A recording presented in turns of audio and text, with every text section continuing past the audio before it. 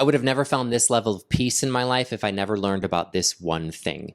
My name's Eric Feltus, and I'm a life coach that helps other gay men make friends, build confidence, and fully break free from shame. For years, I felt stuck. I was constantly tired or experiencing levels of depression and anxiety that I wasn't comfortable with. I was stuck in cycles I couldn't break. I'd reach for my phone, eat something sweet, binge a show, or open an app. Then afterwards, I'd feel worse, not better.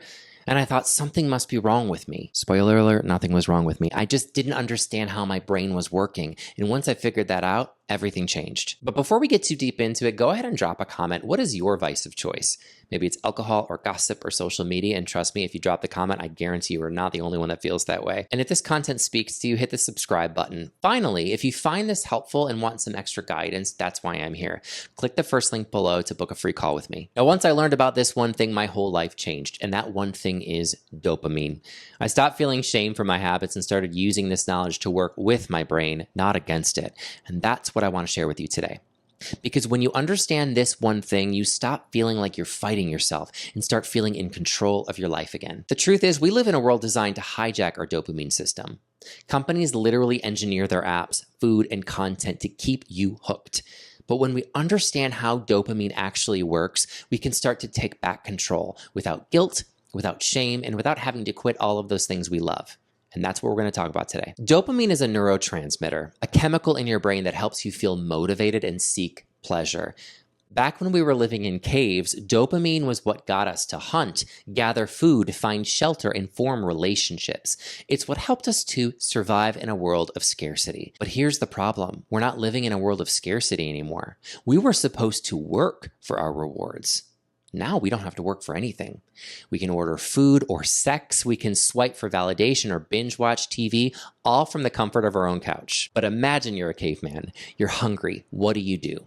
You go out, you hunt, and you bring that food back. And that might take hours, maybe even days. But when you finally eat, your brain floods yourself with dopamine. It feels amazing because you earned it. Now you order Postmates. The problem is our brains still expect us to earn our rewards. But when we don't, the pleasure is short-lived and the come down hits even harder. That's because dopamine works like a seesaw. On one side, we have pleasure. On the other, we have pain, or what I call the crash. When you do something that gives you a big dopamine hit, like scrolling, eating sugar, watching porn, your brain counteracts it with a little bit of pain to balance things out. That's why you feel worse after binge watching Netflix all night long, or why you go from being hyped on Grindr to suddenly feeling lonelier than before. It's not because something is wrong with you. It's because your brain is trying to rebalance. And if you're like me and you're a gay man that grew up in the church, that might be a really hard lesson. We sort of grew up feeling as if God is punishing us if we're feeling bad. That is not what's happening. This is a chemical imbalance. Can you think of a time when something felt good in the moment but left you feeling worse after? That's why people get stuck in cycles of addiction. Not just to substances, but to anything that gives you quick dopamine. And we are surrounded by triggers of dopamine. Here are some of the biggest ones. Sugar, instant energy, then a crash. Porn, hookups, quick rush, but can leave you feeling empty.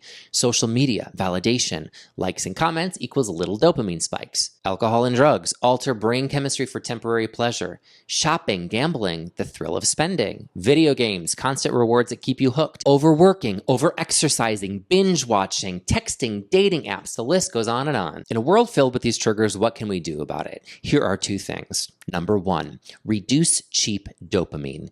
Put your phone in another room before bed. Be intentional about the food you buy and bring into the house. If alcohol is a trigger, keep it out of your house. And number two, increase earned dopamine. Set a goal and achieve it, like running a mile or finishing a book or doing a cold plunge. So what's one cheap dopamine habit that you can cut back on? What's one earned dopamine habit that you want to add? And I want to end you with a bonus question. What if instead of chasing quick dopamine, you gave future you little dopamine gifts?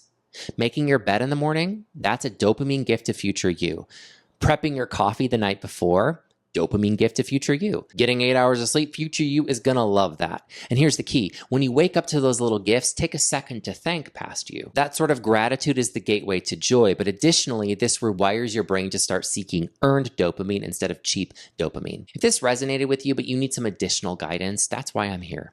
No one should have to live in the prison of addiction without hope. Click the first link below and book a free call with me today.